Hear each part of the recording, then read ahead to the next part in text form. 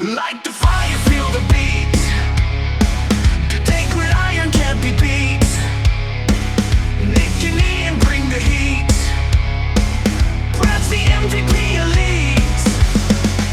From the outback through the field, we got tackles hard to steal.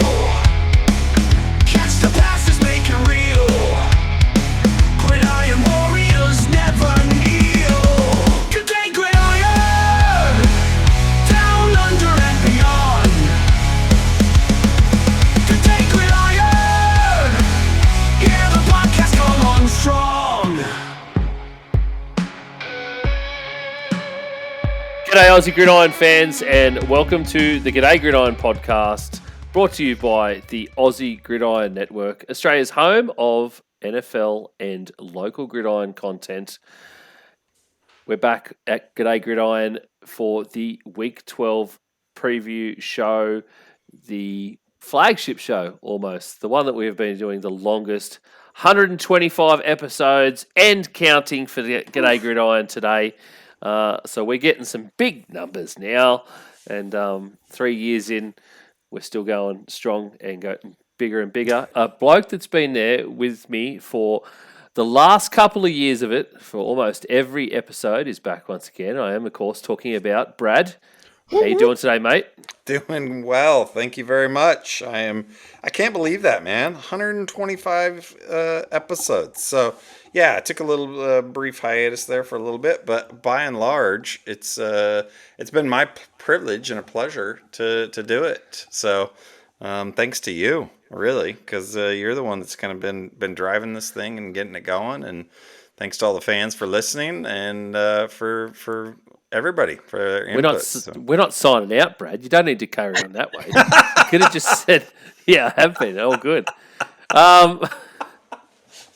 And I'd like to thank all my grandma and everybody else. Brad's accepted awards out over here. That's right. Fucking hell. Nick is not with us tonight. Nick's got to. He's a slave to the man tonight. He's out there earning those dollar bucks, as us young dads say these days. So we do have another guy in. He's been with me for a couple of shows, and you would have heard his voice on our Overreactions show. And I am, of course, talking about anyone that has listened to it would already know. Isaac Coonerty, how are you, mate? I'm good, thanks. Thanks for having me. And I was making those dollar bucks on Tuesday, so I'm on this one. You were doing that as well. You've got to do that at night time sometimes, though, unlike the rest of us. Yeah, that's all right. It's great to have you, Isaac, and I have listened to your shows, and you've done a fantastic job. So it's nice to be on the airwaves with you in person. He's not getting an award either, Brad, so calm down. And with this nomination. Thanks for having me, and thanks to Ian for having me on too. You failed, man. So just Isaac, get prepared for Ian to just do these random drops in the. Oh, absolutely, a big fat no. Jeez. One day, Isaac, you two will be immortalized in a drop. I haven't got any from Nick yet, Brad. Really? Do you know that? No. He's wait. I'm sure there would be some nuggets somewhere that I've missed. Oh yeah. We'll have to be a little bit more. You know, like turn the screws on him a little bit and see what comes up. A little bit. I've still got hundreds from Manjot. He was a drop machine. Yeah. Yeah. There was some of the amazing ones. Brad, I was really dirty with myself actually. I missed the perfect chance to. I don't know whether you listened to Tuesday's show, but I missed the perfect chance to put in the Manjot nerdy drop. Which was a classic of ours from last year. He was waffling on with some stats, great stats. I'm not having a go at Manjot. He did an awesome job filling in the other night. But he was going on with stats. And it wasn't until he shut up that I went, I should have played that drop. Manjot talking nerdy. One that I would have played the you talking, doing the dirty drop to Brad, not just the Manjot one. One that I do love from Brad is the UGLY ugly. Yes, yes. Well, if the shoe fits, yeah. I don't know if I've actually got that one anywhere yet. Have I? Yeah, yeah. Oh, I don't know. I'll have to find it. it's one of my favourites, so I'll find it and I'll send it to you. No, it's in there somewhere. It's in there somewhere. There's all kinds of ones in there from Brad. I do have a few of some of the other guys' ones. Manjot was upset that I didn't play his entrance song because he was all set to not talk over his entrance song this time around. Yeah, like last time. Yeah. Uh, But yeah, is what it is, to be honest. fair enough. Anyway, we're not here to shoot the shit. Otherwise, you know what? We could. Let's just do this for half an hour, boys. Let's Yeah, just right. talk for half an hour. That would be easy. No, we actually, I think it'd be harder than the game previews, to be honest, Brad. Yeah. We are here for what we usually do on a Saturday, and that is preview 4 games from the Week 12 slate. It was a bit of slim pickings. I had to sort of really dig deep this week to throw 4 games at the boys that would have some kind of meaning. I've actually dug deep into games that mean something in each division for teams in these next 4 games. There are some teams that some teams are playing here that we have already sent to the moon. To the moon! So we'll try not to talk about those a bit. And I am, of course, referring to Brad's Cowboys. But other than that, we're talking about the ones that are still there, that are going to be there come wildcard, divisional, maybe even conference in the playoffs. So let's jump in to 4 games, one at a time, hopefully, because we can't do all 4 at once, because that would be insanity. And see how we go from there. Let's start out with Cowboys at Commanders. And as I said, we aren't going to focus too much on the Cowboys. The Cowboys are at 3-7 after another very bad loss last week where they just looked absolutely pedestrian. The one team we really want to talk about in this matchup is, of course, the Washington Commanders, who are currently sitting at 7-4. They are second in their division behind the Philadelphia Eagles, who are 8-2. The Eagles are 3-0 in their division. The Commanders are 2-1. So the Commanders have just a little bit of work to do, and they've got to keep the foot on the pedal to keep up with the Eagles at the moment, who are definitely flying high on a 6-game winning streak. There is a little bit of talk out of last week's games that Jaden Daniels could be carrying some kind of injury because he has looked a little bit flat the last few weeks.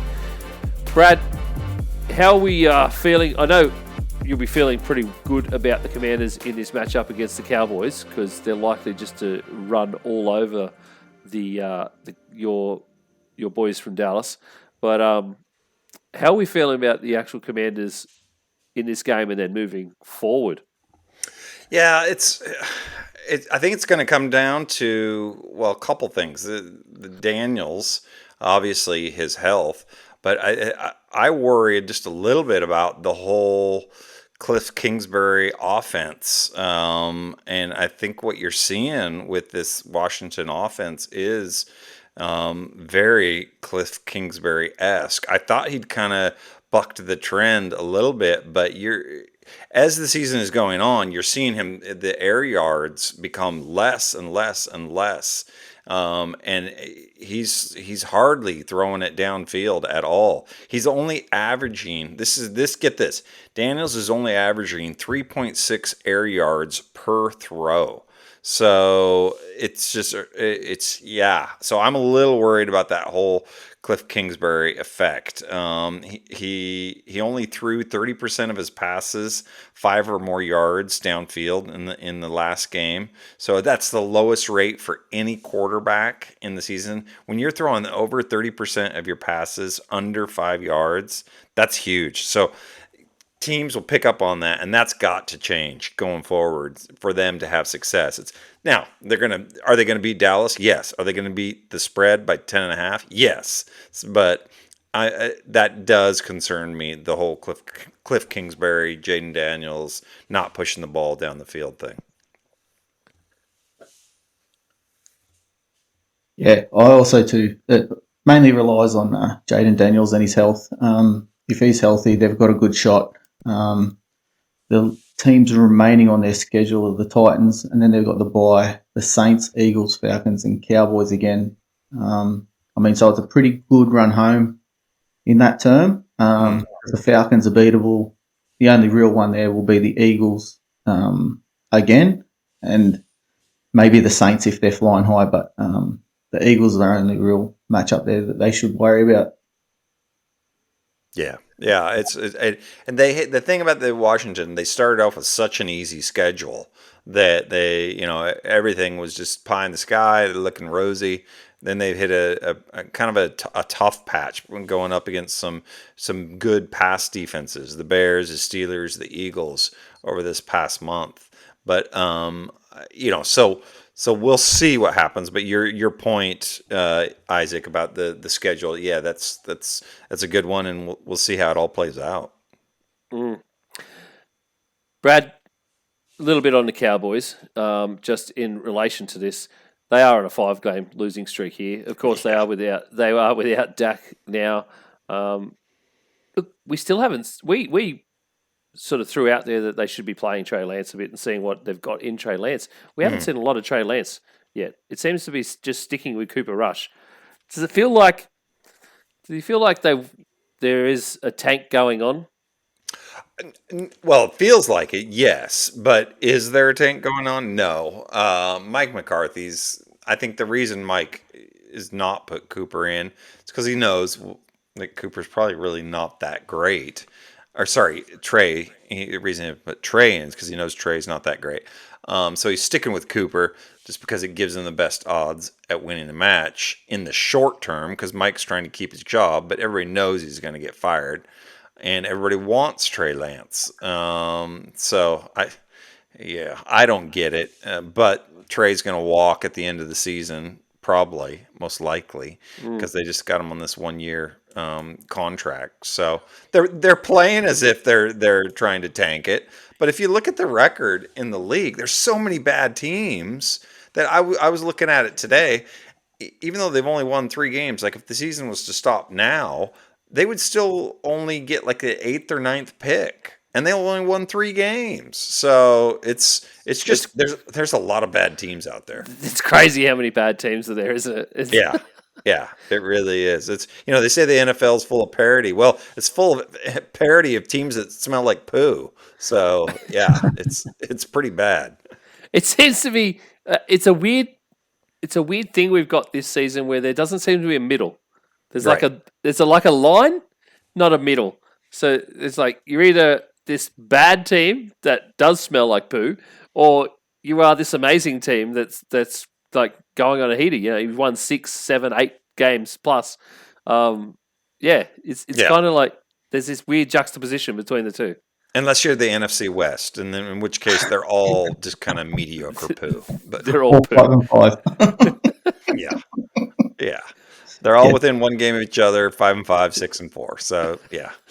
Yeah, I think there will be a bit of a tank go on actually. Coming out this week, you slowly hear CD Lamb's shoulders not right. I mean, will he sit him and start trying to get a better pick? I don't know, but I think they might be thinking about it. Oh, I guarantee you they're thinking about it. It's not happening yet, and I think as long as McCarthy is there, he'll resist it. But Jerry being Jerry, he might just put the thumb down and say nope. So who knows? It's just the reality is until Jerry goes, it's just an embarrassment. Yeah. So at the moment they've got the 9th pick. Okay, so they would have the 9th pick, which is because the weird part is, Brad, that they've beaten other bad teams. So they they've screwed themselves out of that. Surely McCarthy knows he's on the out. He either knows he's on the out, or him and Jerry have talked so much and had an agreement that it's like we're just going to end this season with what it is because it's where Yeah, he might have Jerry fooled into thinking that they're snake bit, and it is what it is, Well, and Jerry has said because he's only changed coaches once, and that was with Wade Phillips, and he says he regrets it, which I don't know how he regrets it because they got blown out even worse than the current Cowboys. They were losing. So I don't know why he would regret that pick, but yeah, I just think he's just going to ride it out to the end of the season. And please, I hope they get Belichick. I really do. I really, really do. I don't know. There's a lot going on now because of course, and think something we didn't mention in terms of news because we probably should have a little bit was that the Jets fired a GM Yeah. this week Yep.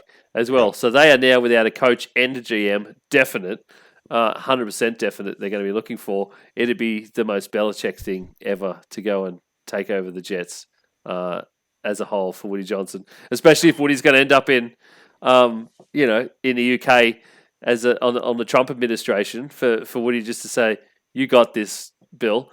You look after the lot, and it's been the most Bill Belichick thing ever.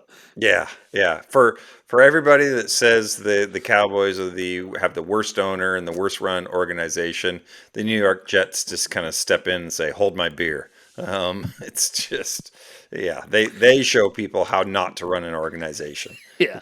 So back to this game a little bit, just to finish it out. How do you feel, Commanders wise? If you look at the players, is there anything specific in terms of player wise you would pick out of this game, Brad or Isaac?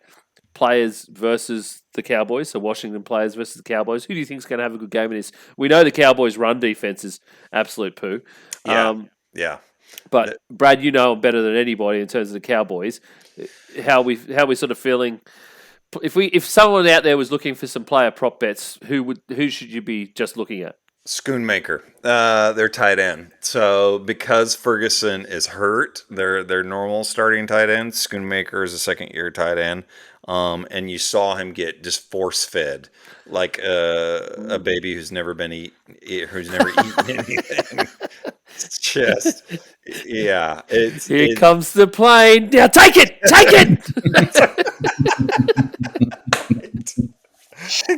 Exactly. So, yeah, you're going to see. I don't know what his line was this last week. He had like 5 or 6 catches. I think 9 or 10 targets. I mean, he might even led the team in targets. I don't know. But he's a safety valve for Cooper Rush. So I think, I would think you could get good odds on him right now, especially like at 25 yards or 40 yards. I would put money on Schoonmaker. I'd be looking at Brian Robinson against that Dallas run defense. Yeah. He's been playing really well this season, so look for him to have another big game. Good stuff, boys. Nothing. Are you sure? Schoonmaker? Oh, yeah. So Schoonmaker got 6 for 56 last week against the Texans. Yep. So, yeah, they did feed him a fair bit. Surprisingly, they're still using CD Lamb. And as Isaac alluded to earlier, I'm dumbfounded by that as well.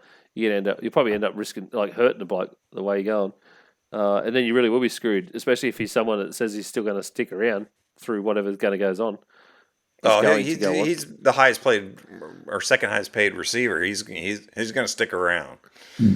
They did throw it all over the yard last week, Brad. So maybe Cooper Rush for another big game as well. Yeah. Just trying to come where they're trying to come fine. Cooper Rush had 32 or 55 for 354 yards last week. Yeah, and I tipped him to get over 150 or 175, I think, and He definitely got that. Yeah, I know, but it was just amazing what he was getting. So, yeah, it's just his only problem was that he got destroyed by Danielle Hunter. Oh yeah. So 2 sacks and 3 tackles for loss for Danielle Hunter alone. He threw over 50 passes, so it's just it's insane. I don't think you're going to see that again.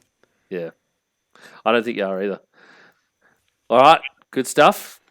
Let's move on to our next game. And I said I was going to see how many drops I could play today, Brad. It's been a while.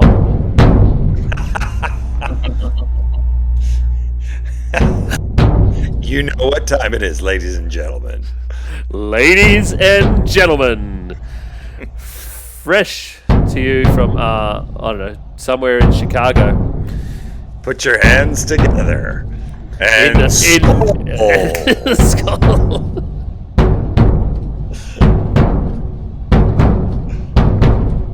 We know we're all waiting for it now. Get you excited, man. I mean, it's the best intro in professional sports, if you ask Well, me. I know I'm hard as a rock right now, Brad.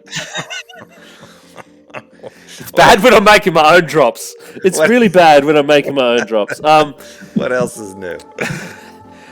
So, Minnesota Vikings, along with probably the entirety of their fan base, as has been happening over the past few weeks for these this away stretch of games, travels to Chicago to take on the Chicago Bears.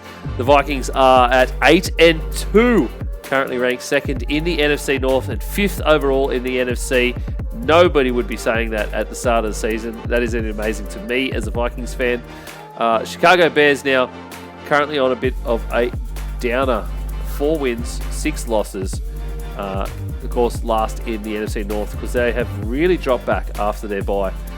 Point spread here is favoured to Minnesota at 3.5, and I honestly can't understand how that or the total points at 39.5 are not greater in favour of the Vikings. Isaac, the Bears have been largely poo after this bye. You and I talked about it a little bit a couple of weeks ago. It just seems like it's not coming together. Last week they probably had their best offensive performance of the season so far. We've got a few Bears fans that we know who have said exactly that. With the change in OC, it seems like they might be moving in a right direction for the number 1 overall pick rookie quarterback. But do you think that they have a chance, or they can really push it a bit further here against the Vikings at home in Chicago? Not this time. If you remember on the show, when we mentioned the Bears, I said they've got probably 1 win left in them against the Packers or the Vikings. And I think that was last week. That was their chance to get that win, and they muffed it. So I think they won't win another game for the rest of the season. This is more about the Vikings, though. And I think they've got to try and set themselves up over the next couple of weeks for the last 2 games of the season against the Packers and the Lions. So they need to have a good record. They face the Bears twice in that stretch, so they need to get the 2 wins there. Yeah, this is going to be. I tend to agree with Isaac. I think Minnesota's not going to have too difficult of a time with this matchup. I worry a little bit about the Bears. I love what they've done, at least this last game. They sped up the clock so much. Of Williams that because in the first half he was throwing it like under 2 seconds, whereas normally he was holding it like almost 3 seconds, and so they incredibly sped it, and so he was getting the ball out really fast, and it was nearly half. That's what they nearly did. So nearly half.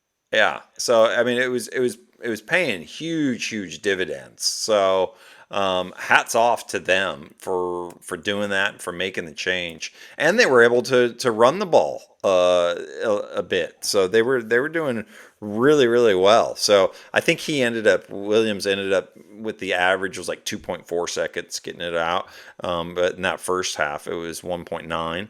And what I loved, though, was how many scrambles he had. He had a ton of scrambles. And I think they simplified the offense. So what they did was they said, okay, you make 1 read, and then if it's not there, run. And that's what he's a rookie quarterback. That's what you got to do. And you saw him scramble, whereas before he was so robotic, just standing there, read, sack, read, incompletion. And so it's just. I think it's so much more quarterback friendly. We'll see if they can keep it. Who knows if it's the dead cat bounce or if they can keep it going or not. But I liked what they did, but I still don't see them having a chance in this game. The Vikings have done pretty well over the last 4 games, even though most of those games have been, I guess you could say, a little bit of a downturn from what they were earlier in the season. Same with the Bears. Similar story with the Bears. big heater coming out of the gate from the bye onwards, been a little bit down. We did speculate pre-season, Brad, before the JJ McCarthy injury, that the Vikings would probably be using Darnold until the bye and then maybe moving into JJ McCarthy era. Mm-hmm. It seems like that right now you could see where that transition period probably could have been because Darnold has had a few bad games. Yep. So it seems like that was coming to fruition, or it should have been anyway. But hopefully Darnold can start pushing through. He wasn't too bad last week against the Titans, 236 yards through the air in a 23-13 loss. Only one fumble loss, so there was no turnovers by Darnold last week. Overall, though, the last 4 games have been pretty good for the Vikings. 94 total points scored, 963 passing yards in total, 448 rushing, and just the 3 turnovers, which a couple of which came in that Colts game. Pretty good. And I think going into Chicago, the Vikings are very confident. It'll be the first time ever in franchise history that the Vikings, well, it's actually already the first time, one of the first times in, I think it's 10, 15 years that the Vikings have won back-to-back road games. And they're on another road game here because they had a 3 road game streak. If they win this one, it'll be the first time in franchise history that the Vikings have won 3 in a row on the road. Yeah, and the one matchup that I don't like in terms of if I'm Chicago is Minnesota has the highest success rate at against rushing plays. So they have apparently a 71% success rate against rushing plays, highest in the league. League average is 59%. Chicago then, so you imagine typically you run on first and second down. Chicago, then you get into a 3rd and long. They have only a 32% chance to convert on their 3rd downs, which is not good at all. So they're 31st in the league in converting on 3rd downs. So you combine Minnesota's strength with Chicago weakness, and I don't think looks good. It's forcing Chicago to go against type. So if Chicago throws a lot on 1st and 2nd, then they might have a chance. But if they stick with run, pass, it's not going to work at all. So it'll be really interesting. Watch that first quarter and see what happens. And I won't get into my bet, but one of my bets is on this game specifically in the first quarter. So I'll save that one. I think this is the 2nd week in a row as well that the Vikings are playing a good defense, bad offense team. The Bears' defense is still pretty good, which I think they'll keep them in it, but ultimately the Vikings will get the win. Yeah. No, you make a good point, Isaac. Their defense is legit. They just unfortunately are not doing it on offense. Yeah, they just can't score the ball. Yeah, which, again, I think this is going to be one of those teams where they're going to get a new coaching regime, and we'll see what happens. Hopefully it doesn't ruin Caleb Williams. Yes. I've talked about that at length as well, that it would be horrible if they do actually get a new coaching regime, because it'll be the 3rd one in a row and the 3rd rookie QB in a row for them as well, which is just horrendous. I won't keep going on about that because Bears fans have probably already heard me talk about it way too much. What I will talk about, though, is Caleb Williams has been sacked a total of 41 times this season, averaging 4.1 sacks per game at the moment. The Minnesota defense is averaging around 3.5 sacks per game. You talk about a bad offense, Isaac. This does not look well. It doesn't bode well for the Bears offense or for Caleb Williams. This could be, we talk about, remember last season, Brad, with a few rookie QBs, Desmond Ridder, where he almost got murdered on a field. I fear that you could end up with a game that looked like this. A bad O-line and a QB that is a rookie QB that's getting sacked a lot against the defense who are hungry, very sack hungry, especially when you're talking about Andrew Van Ginkel, who has been just phenomenal. I mean, it comes to the question again, I think how long do you keep Caleb in if he's going to get murdered every week? You Yeah. go to Badger. When you're exactly, if Your you're at franchise quarterback. if you're at 4-6, you may not even get to a wild card at this point. So Yeah, it's a bit like the CD Lamb thing. He's your franchise player. Take him out. Just don't let him get injured. Yeah, I think a lot of it's going to depend on his personal psyche. He seems to be much more resilient than like an Anthony Richardson. So if that's the case, I don't mind leaving him in as long as it doesn't become so detrimental, like what you're saying, where it's just like every time you go out there, you're like, oh my gosh, is he going to get murdered on this thing? Because if it starts turning into that, then yeah, absolutely pull him. Yeah. yeah, absolutely. I For think sure. a couple of guys to watch in this game is probably Aaron Jones and Cam Akers. I think the Vikings are going to get a lead early, and then they'll just run the ball down their throats. Yeah, I would agree with that. I think you're gonna see a heavy dose of Vikings run game, and because that's where Darnold will excel, is if they've got that run game, the ground game, and he can do the play action. Because Darnold's shown that he can be successful. It'll be interesting though, because this is like what we said earlier. It's not a pushover defense by any stretch of the imagination. So how Darnold handles this game, I think, will be a really good indicator of if the Vikings can have any success or not postseason. If in my Ian, you know the Vikings a lot better than me, but in my opinion, if they can come out and kind of dominate this game against a good defense, then I'll walk away with this saying, okay, Darnold could get him a couple wins in the playoffs. I think this is probably one of the better teams to be able to get a win in the playoff. Last year we had a really good chance as well, but it just didn't come off for one reason or another. I think Darnold plays the type of football that KOC wants more, that Kevin O'Connell wants. Whereas I don't think that Kirk Cousins didn't. I think that we all know Kirk Cousins has his limitations, and I don't think those same ones are Darnold's limitations. And I talked about it earlier in the season. I was saying that Darnold, you should never count out a guy like Darnold because he clearly had the pedigree to get into the NFL in the first round to start with. It's just that bad teams can breed bad football players or bring bad things out in football players. So the Jets and the Panthers were bad teams. Yeah. So you had a good player on a bad team, you were only going to get bad play. Yeah. And the year in San Francisco clearly taught him a little bit, enough that he could get this opportunity with the Vikings.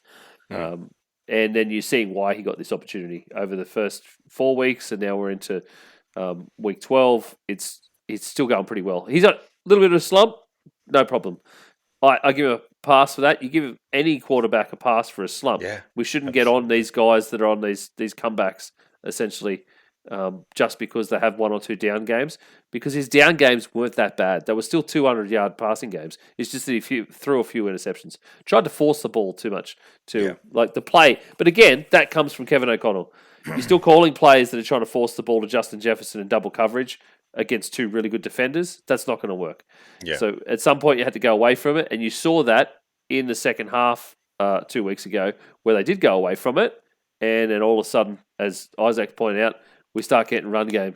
Last week, and I love the call about Cam Akers. Last week, Cam Akers got 25 of the ground, and that's a great bet. I think that's a great line bet for this week as well. Cam Akers for 25, 30 yards, maybe even 40 yards. If they do get a bit of a lead and they do start punching it through, if Aaron Jones is finding space, then they'll probably start putting Cam Akers in for a few, just to give Jones a bit of a rest as well. So I love that that prop bet. That's really cool. So yeah, and as we were talking about earlier, this is these games against the Bears are really, really important for their division. They've beaten the Packers, lost to the Lions, but you need to get these 2 wins for your chances in the division. Yeah, and weirdly with the NFC North, nearly all the teams have played all of their division games already. The this will be the sixth game for the Vikings. Sorry, I'm looking at the wrong stat. They haven't. They've all played one already. Yep. So the Vikings are at 1-1 in the division. Detroit Lions are at 2-0. So the Vikings do need to get this win over the Bears. They need to make sure they get that win over the Bears, just to keep up with the Lions, and then have a hope of maybe beating the Lions in some way when they face up against them in week 18.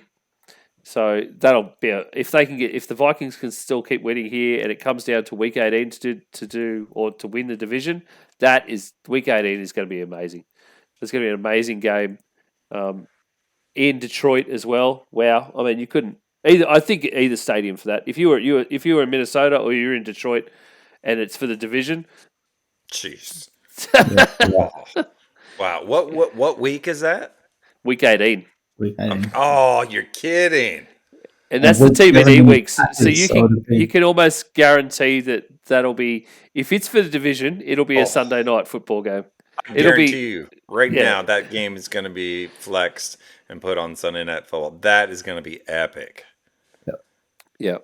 But of course, the Vikings have still got the Bears again after this, and then the Packers as well in division to be able to get out of there, plus a few others in there that they're going to have to still keep playing pretty good against to have any chance in the NFC, because they've got NFC matchups in there as well. Yeah, so I think there's a bit of separation coming in that wild card spot as well, where the Rams are sitting 8th at 5-5, 2 games behind the Packers and the Vikings. So hopefully they can make a contest out of it. But yeah, I think that week 18 and week 17 games are going to be massive. Oh, 100% they are. They're going to be huge. And I think that's, to be honest, NFC-wise, and because we've got a couple more NFC teams to talk about here as well, NFC-wise, I think that's going to be like that across the whole of the NFC at the moment as well. It'll be big fights in everything for that sort of 5, 6, 7 spot a lot. I mean, there's going to be fights for 1, 2, 3, 4 in terms of your division winners, but 5, 6, 7 I think is going to be hotly contested in the NFC, whereas I feel like the AFC is sort of working itself out a little bit better. All right, boys, let's move on. And as I said, more NFC matchups. So we are going to Arizona Cardinals at the Seattle Seahawks. The Cardinals are currently 6-4. Whilst the Seattle Seahawks are bang on 5-5, like the rest of the NFC West seems to be. Right now, the Cardinals aren't doing too badly. They seem to be a bit more of that fun team, I guess, that is coming out of the NFL as a whole.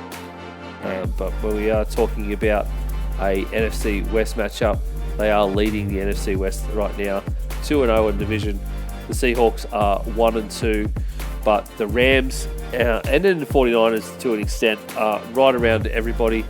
All these teams are on win streaks except for the 49ers, of course, which happened last week. But these teams, both teams need this. They need this hard to be able to go for that divisional win.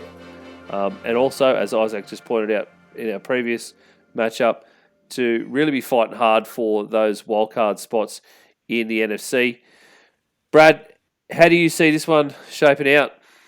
This is going to be a great game. I think it's one of those sneaky good games. It'll be really interesting. You know, you got the Cardinals, winners of 4 in a row, and then you've got Seattle coming off an absolute cracker of a performance against San Francisco. How good was Geno Smith in that last drive? I wish Nick was here. I could ask him that. It was just... He was impressive, man. His scrambling ability was next to none. But in terms of this game specifically, I think the fact that Arizona is coming off that bye, it makes and Seattle's coming off a short week. I think it gives a huge advantage to Arizona. So it's close. I mean, the spread's only 1 point. So, and that's kind of where I would have it in terms of, I think it's too close to call. But if if you forced me on it, I'd probably lean a little bit more towards Arizona, just because the Cardinals they're really well coached, really well coached, and in games like this, it's all the little one percenter things that matter. And the Cardinals are the least penalized team in the NFL, and the Seahawks are one of the most. They're like the top two or three most penalized. So I I Hmm. I Interesting. tend yeah. So I tend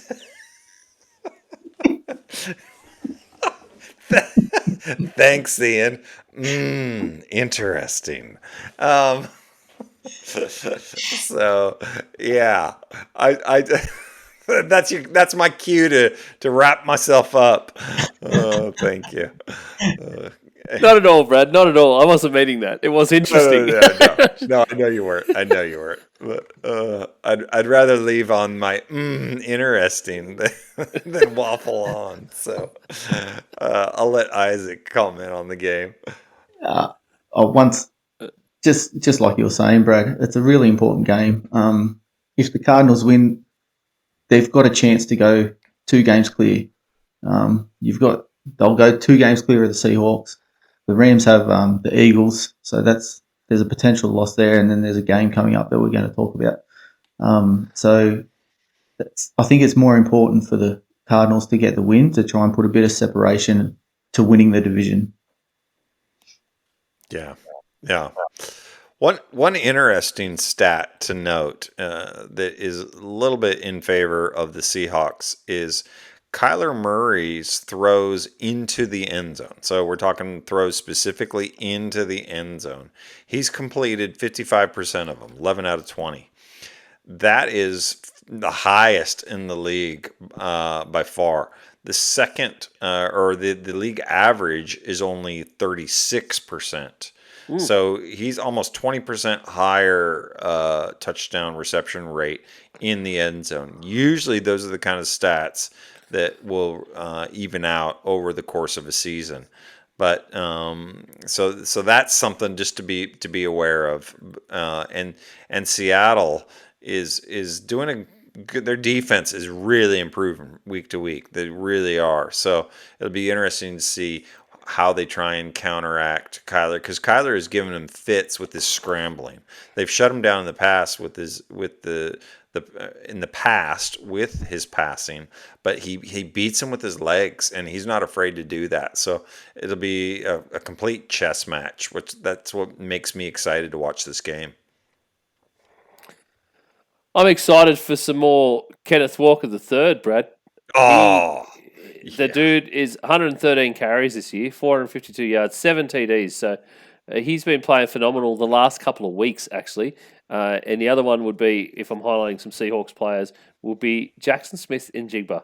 JSN, that guy was phenomenal last week in that in that game against the Jets. He was just unbelievable in a big win. Sorry, not Has he taken the against wide Jets, receiver against San one? Francisco. Yeah, look, I think You reckon? you could almost say so, but not really. I mean, you got DK Metcalf, and I think it's just he'll be wide receiver 1 until DK goes. Yeah, until he's done. yeah. But he certainly did with DK out for that little bit. I think JSN was out as well for a little bit as well, which really did him in. But I think he's sort of come up in the ranks in terms of being a really good wide receiver 2. Probably, some people might argue it, but a lot of people I feel would agree, the best slot receiver in the league right now. Some of his routes and the way he runs them are just phenomenal. So he's really fun to watch, and he's just so explosive in terms of the way how he moves through those as well. Geno Smith, I don't know, he's going for the Jameis Winston Tampa Bay route, I think, at the moment, Brad. 11 TDs, 11 interceptions for this so far this season.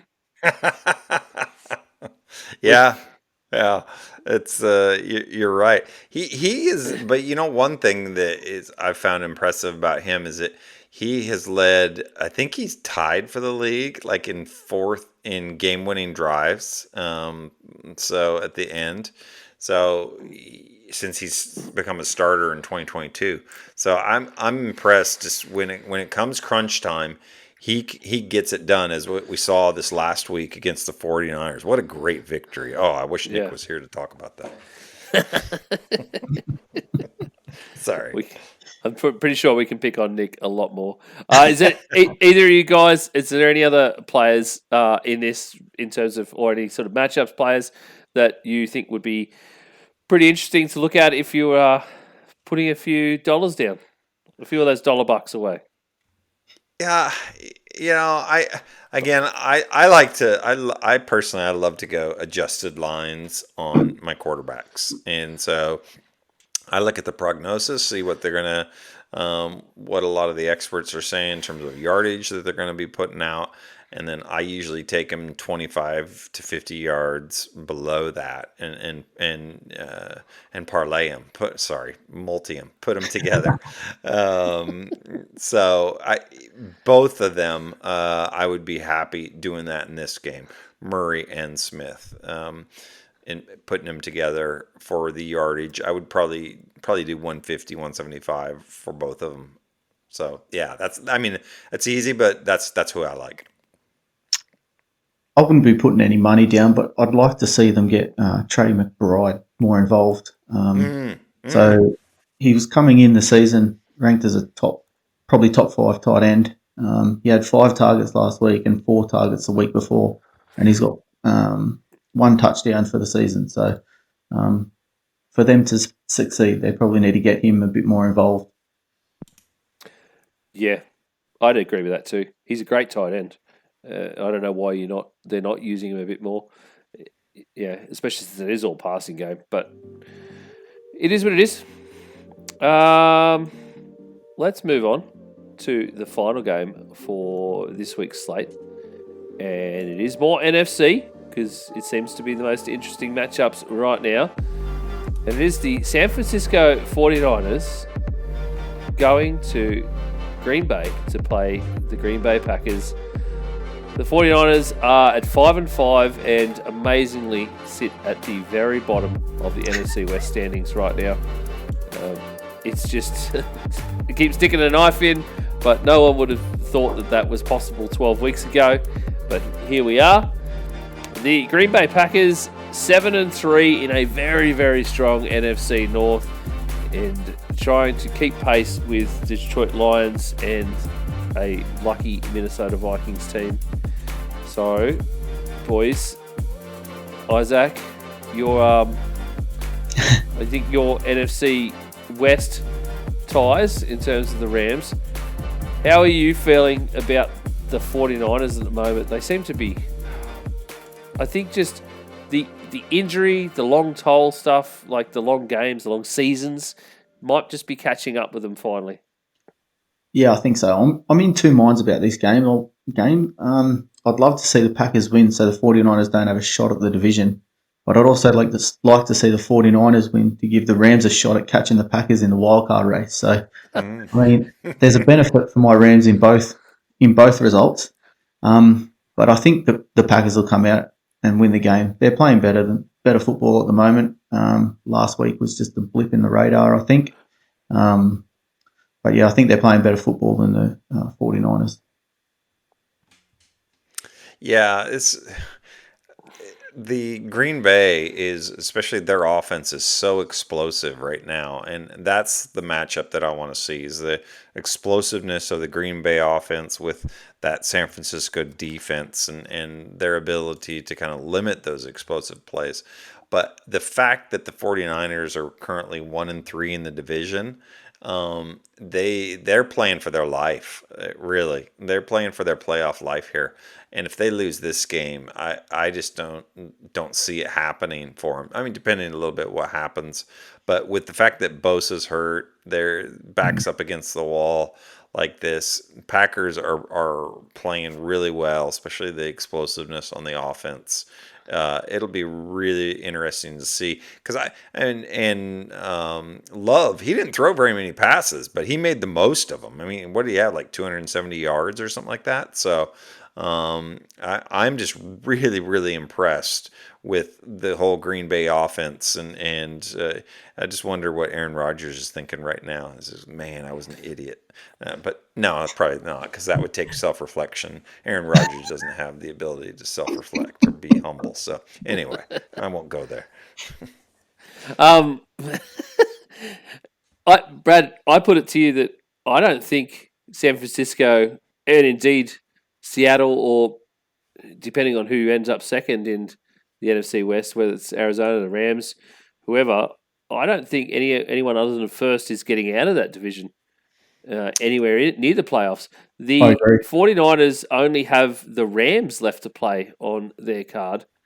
Cardinals in week 18. I missed that one. But they've got the Rams in week 15, so a few more weeks' time. And then the Cardinals in week 18. And I think by the time they get there, they are going to already be done and dusted. I don't think anyone other than first place is getting out of that division. And I think it's largely because of the NFC North, surprisingly, which is one of the reasons I picked this matchup for us to have a chat about. Because I think with the Packers, all the Lions, the Vikings, and the Packers have very, very real chance to be within the top 7 in the NFC come playoff time. Yeah, you bring up a really good point. I'm looking here at the conference standings, and yeah, I hadn't thought of that way, but I think you're spot on that you're not going to see a team, not because they're not as good, but it's just the records. Yeah. The Well, right now, as the conferences stand, as if we were to go into playoffs, yeah. so we'd have Detroit, Eagles, Cardinals, Falcons as your division winners. Vikings and Packers would be at 5 and 6. Commanders would be at 7. And then 8, 9, 10 is the rest of the NFC West. Rams, Seahawks, 49ers. Yeah. And you said there And the was reason no and the reason the Rams and the Seahawks are up there further is because of the tie breaks that they already have over the 49ers. Yeah, it's just It's a bit of a logjam there. I think if the 49ers have any chance at winning, Kittle's got to play. He's been one of the best Yeah. tight ends in the league this year. His limited participation in practice. I just think he's got to play for them to have any chance at winning. Purdy seems lost without Kittle. He really does. He needs that. Well, and it doesn't help that they don't have Ayuk. And that's the thing is He's missing better weapons. Like he finally gets CMC back. He's still got Debo there, but without Ayuk, you need Ayuk and Kittle. And I think if you have the 4 weapons for Purdy, then this whole offense is completely different. It's exactly what we saw last year. It's one that would be absolutely explosive, could just do you anywhere, and that's how it is. The only reason they're keeping in games, Purdy's really trying hard, and I think he's been playing pretty well for someone who's playing against the adversity like he is.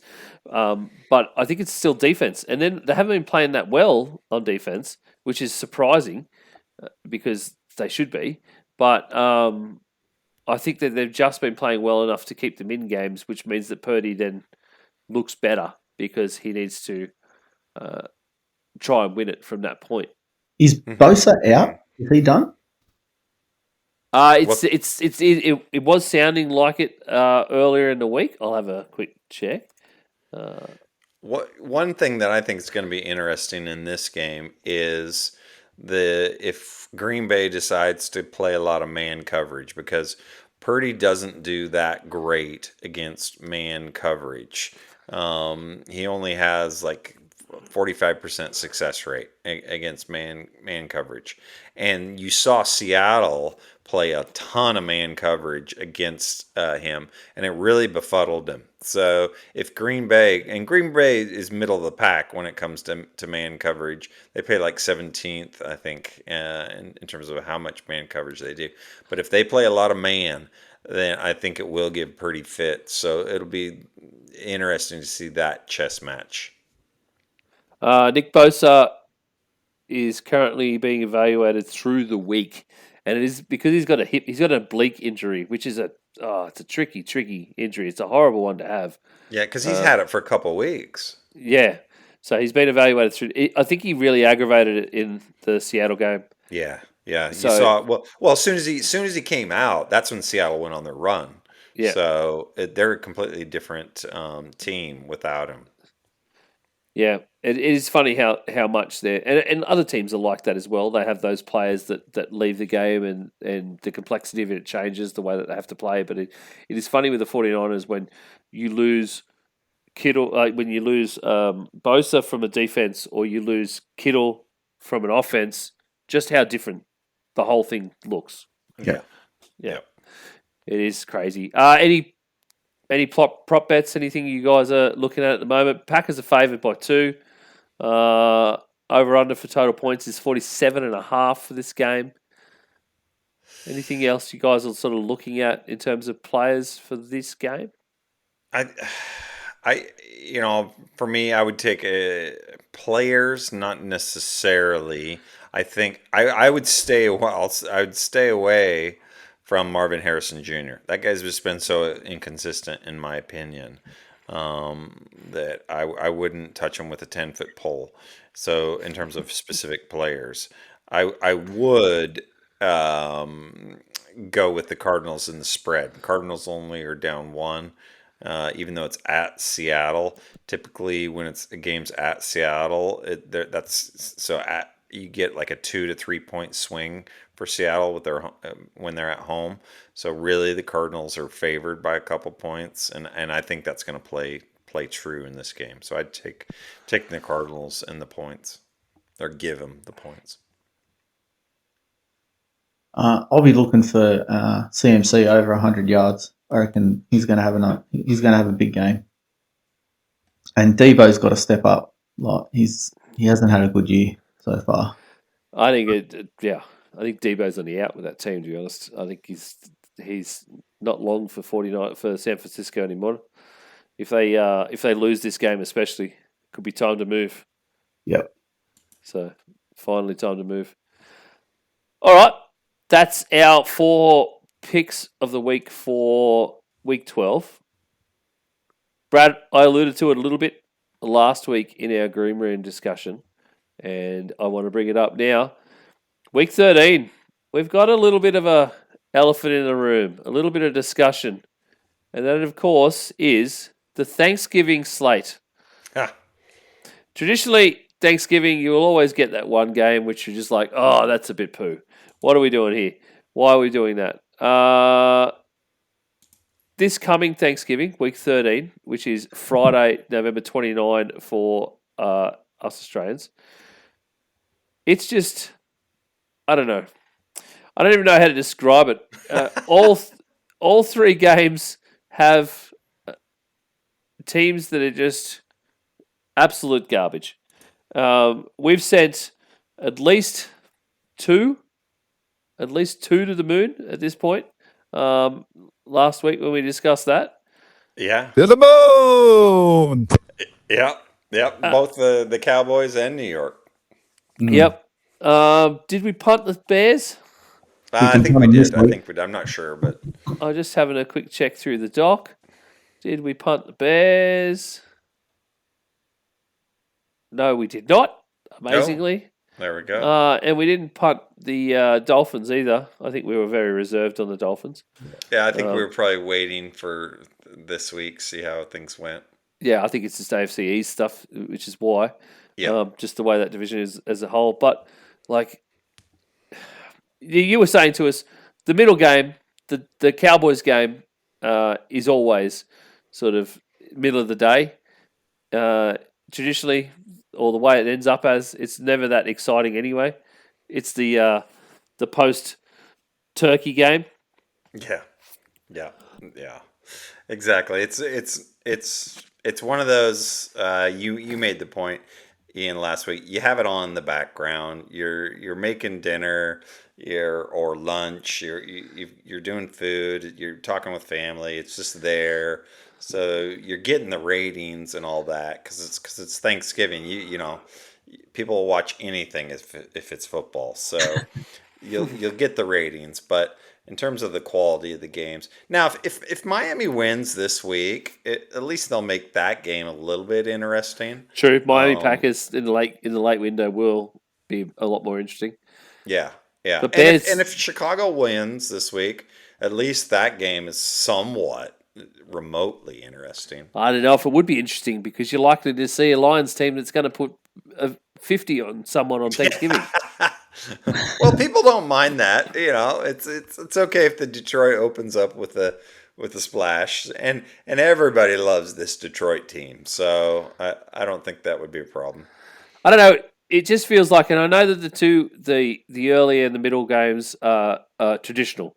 So there's a traditional Lions and a traditional Cowboys game in there at the moment on Thanksgiving. But I just feel like, yes, these would have been planned at the start of the season. We knew Thanksgiving came out. The Thanksgiving games came out really, really early, along with the Monday night football and Thursday night football slates. How can you not look early in the season and say that you couldn't find a better matchup than Chicago Lions and Giants Cowboys? I think anybody in the NFL would have known that the Bears possibly could be up or down. They may not be good. They could be good. Like, you didn't know for certain. But I think everybody knew that the New York Giants weren't going to be any good. So, Yeah. so what are they doing in the scheduling department when now we're at the point where we're going to have a 2-win Giants against the 3-win Dallas team? Like, what are we doing? Yeah. Well, that's a pure market share. They're just going.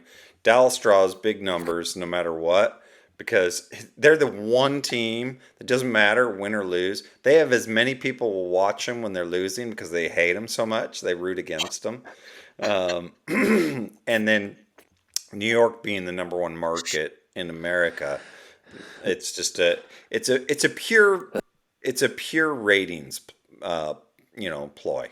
So it's not about what's going to give us the best matchup. They know that eyeballs are going to be in front of the TV, so they just say, "Well, yeah, all right, we'll give them this because they're big market teams." Yeah, and you can't move Detroit and Dallas. They're the only that Thursday Thanksgiving games. That's the only games in the NFL which will not get moved. I don't think in my lifetime, in our lifetime.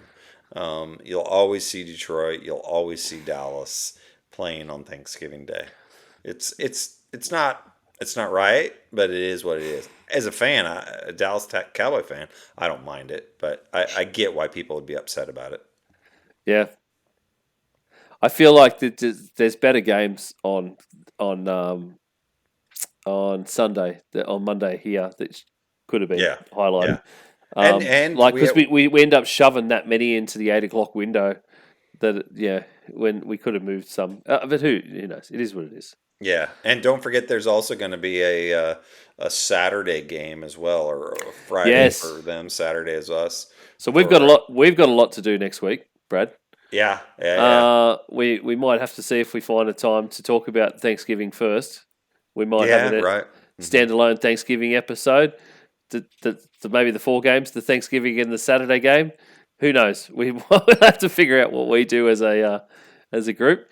But it is what it is. We'll talk with Nick about that and Isaac as well. We'll figure out what we're going to do because stuff changes from here on out for Australia. Of course, because it's just where our holidays fall. We don't do Thanksgiving, of course. So there's the American holidays. But obviously, we've got Christmas coming up. They play Christmas Day games, but that's Boxing Day. That's family time for the rest of us. So we'll all have to figure out, as amateur podcasters, what we're going to do. It's perfect for watching games, Brad. Yeah. I don't know if we all want to sit around a computer and talk to each other Yeah. after that, because there might be a few slurred words here and there. All right, let's get on. Let's move on away from Thanksgiving. Look out for that. Of course, there might be will give us a bit of an update after week 12 when we get to the overreaction show. We might have a bit more idea on what we're going to do for week 13 game. So look out for that slate because a few things might change. You might see an extra show in amongst somewhere there, just previewing a few games really quickly. So keep an eye out for that. But for now, we move on to one of the other fun segments we do every single week.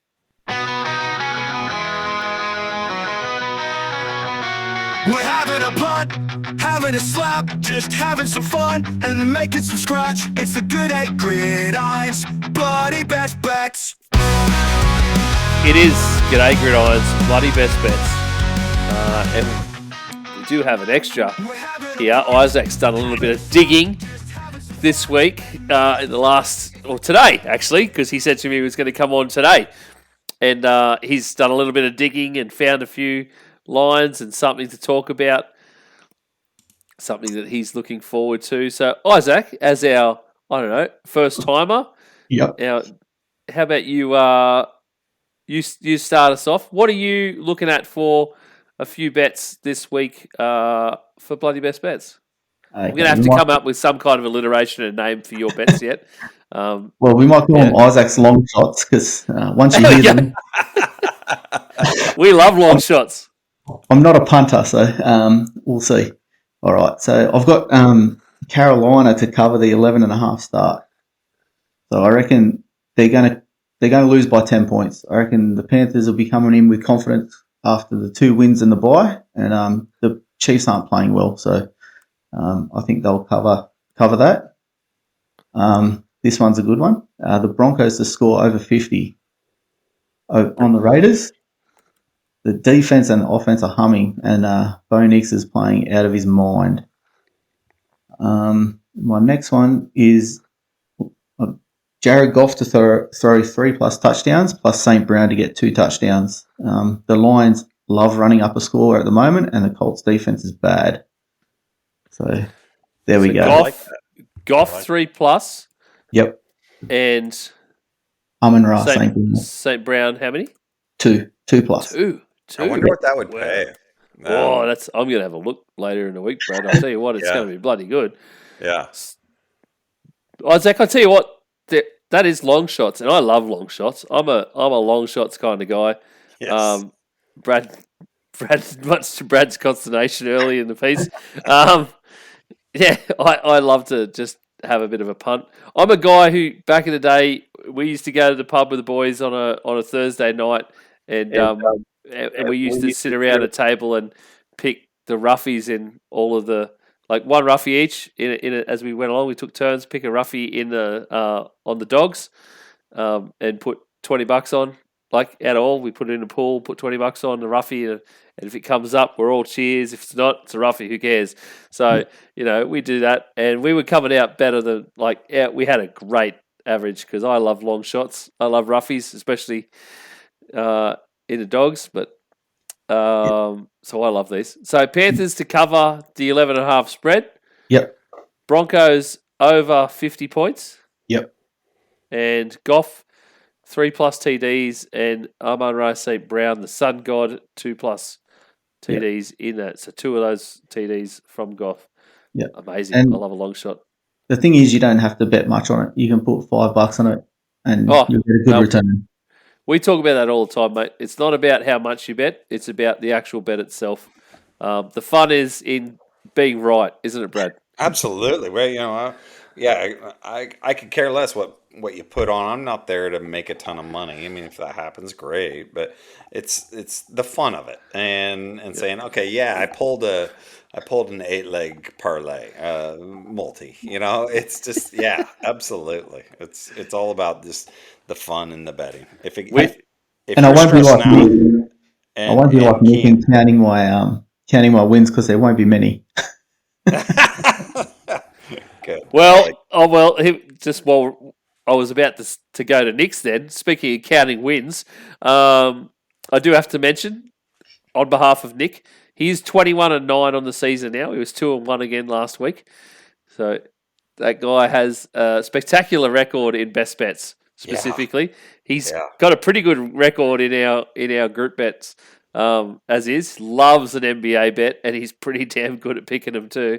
So he is he's doing pretty well there. But he's 21-9 just from his best bets. Brad, I really need to go back through these shows actually and calculate ours out just so that we don't look so pathetic against his 21-9. So that's a bit of homework for me, I think, for the weekend. Nick sent me through his picks for the week. Detroit at Indy, total points over 50.5.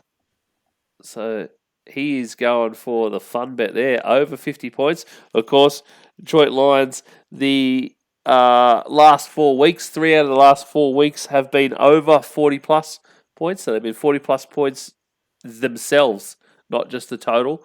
So that's not counting their opposition's points, although their opposition points haven't counted for much over the last few weeks either. I don't know whether they would have totaled 20 over 4 weeks. So we'll see whether the Detroit Lions get there by themselves against Indy, because they very much could. Baltimore Ravens, he's got the Baltimore Ravens winning 1-13 against the LA Chargers. That's paying $2.20, which is a pretty good little price there at the moment. And 49ers at Packers, he's going for the good old try bet that is very popular on the sports betting circles, or sports bet in particular. Either team to win by 7 points or less. So it's kind of hedging your bets a lot. I don't know about the hedging bets thing, Nick. We'll have some conversations about that, because if that's the one that loses this week, then you need to be brave enough to pick against your team or pick for your team, to be honest, if you're going to go for 49ers. What does that mean? I don't know if you can explain it or not, but that's the one thing I don't understand here is that what's a try bet? It's just terminology, essentially, Brad. You're just hedging your bets. That's essentially what it is. It's a hedging bet as one bet. So in this specific example for 49ers Packers, it's either team to win, what do you say, 7+ points? By 7 points or less. So, yes. Okay. So try bet, so you can pick on the try bet markets, you could pick the 49ers at -7.5. You could pick the Green Bay Packers at -7.5. Or you can pick in the middle, straight in the middle, either team 7 or less. Okay. Yeah. So that's essentially what it means. Yeah, right. So, basically you're milk toast. You can't make a decision one way or the other. You splinters. The same thing we used to call Manjot. The other 49ers fan that we had on this podcast who couldn't make up his mind about things, but that's all it is. I love it. It seems to be endemic. That's where we're going. Brad, how about you give us Brad's best for this week? Yeah, all right. So, number one, I would probably say the Bucks. The news is Mike Evans is coming back, and I like the fact that they're only having to give 5.5 points. So I'm taking the Bucks and giving 5.5 points for this game. I think it's going to be a pretty smooth sail against the Giants. Giants just are not good at all. So, and I love me some Baker. Ian has turned me on to Baker in more ways than one. So, I'm taking the Bucks and giving 5.5. And then I'm also it's the Har Bowl, as it's commonly referred to, the Chargers versus the Ravens, and the Chargers are only having to give 3 points. Chargers have been looking great, so I think they're actually going to come out and win this game. So I'm taking the Chargers at -3 versus the Ravens.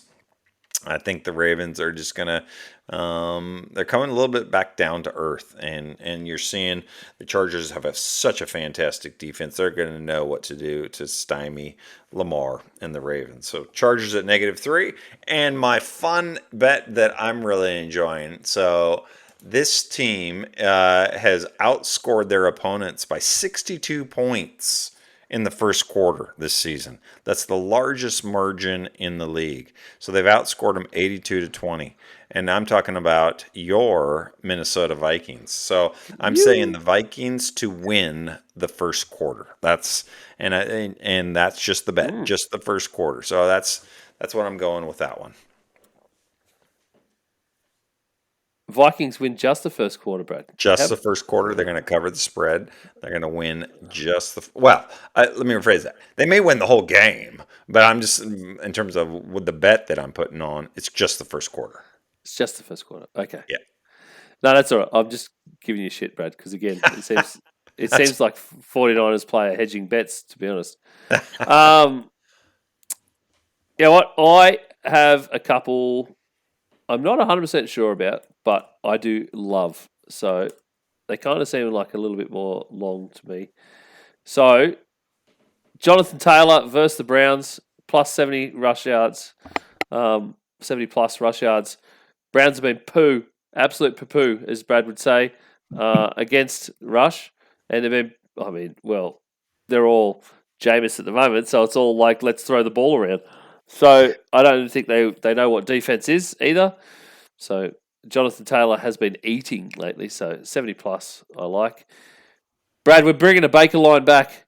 Yes. We're bringing it back. Yes. It's the Mike Evans, Baker, just let's go. Let's bring it back to me. Of course, Tampa Bay Buccaneers are playing the New York Giants, so that is going to help as well. Who knows? The New York Giants could they won't show out. They got Tommy DeVito in. I don't think that they're going to make the same mistake as last year and win a game accidentally with Tommy DeVito and screw themselves out of a pick.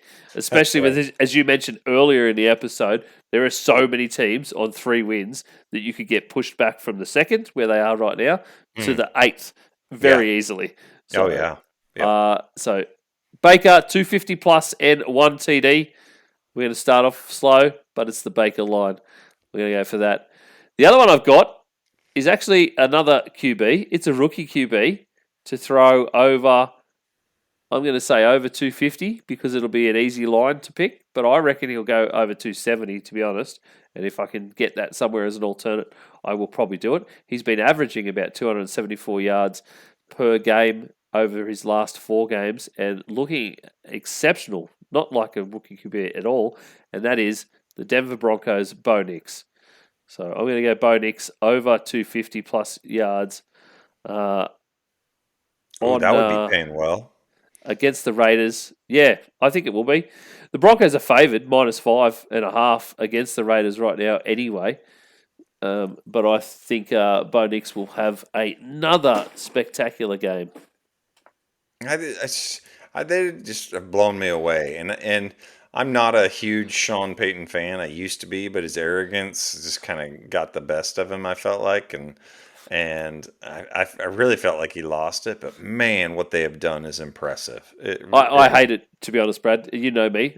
I'm not a Sean Payton fan at all. Yeah. And I hate the fact that he is doing so well. This is the first time he's actually had a full-fledged rookie QB from the beginning. And look at what he's done. And you're like, oh. Yeah, I know. It's crazy. 6-5. They would be in the playoffs right now, I think. Yeah. So it's just it blows me away. They would be they'd be number 7 playoff spot. So it's unreal. Isn't it? All right. That's bloody best bets for the week. That's 4 games previewed for the week.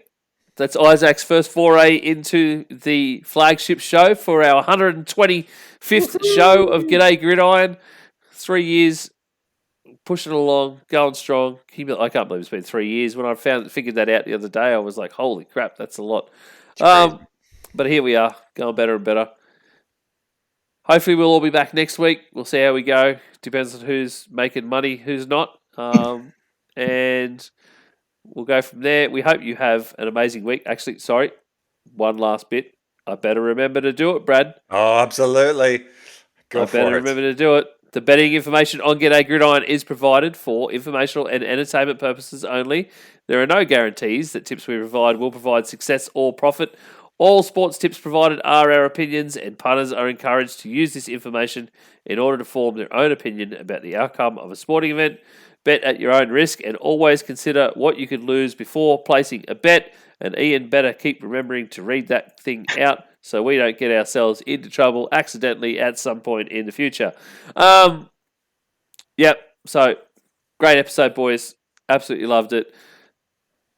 You'll make sure you check out all of the other stuff going on around the Aussie Gridiron Network at the moment. You'll find links to everybody at our Linktree, which is Linktree/Aussie Gridiron Network. And by everything, I mean, obviously the fantasy boys. Manjot is kicking massive goals with Aussie Gridiron today right now. He has got some awesome stuff coming up with the local game. Lots of local leagues and teams sending him updates and videos and all kinds of things. So make sure you check that out on YouTube at those links. Manjot's punching away also to bring out his Manjot Night Football back, which is Manjot's take on what's just happened in the NFL, in and around the NFL as well. Just his short takes. Sometimes it might be full of 49ers stuff, but because they're doing badly, you'll probably get a lot of other stuff coming out of Manjot as well now. So make sure you check all that out. Merch store. There's some awesome designs for Christmas for the kids. Some G'day Gridiron stuff. You see it on our logos. The koala. There's kangaroo. There's a lot of Aussie animals as gridiron players or NFL players. So check them out. See if you can get some merch for the kids, for the family. Spread the word of gridiron and American football among the masses. And on behalf of myself, Brad and Isaac, thank you very much for listening, and we'll see you on the other side of week 12.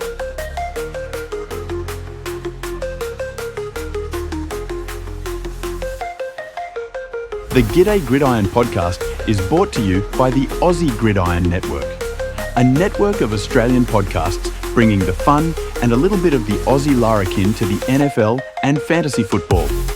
Check out our other amazing productions. Australia's #1 fantasy football podcast, the Aussie NFL Fantasy Show. Everything about the local game at Aussie Gridiron today. Manjot's Pastry Press on Instagram and YouTube, and Australia's very own Dynasty podcast, No Huddle Dynasty. Find links to everything at Linktree /Aussie Gridiron Network.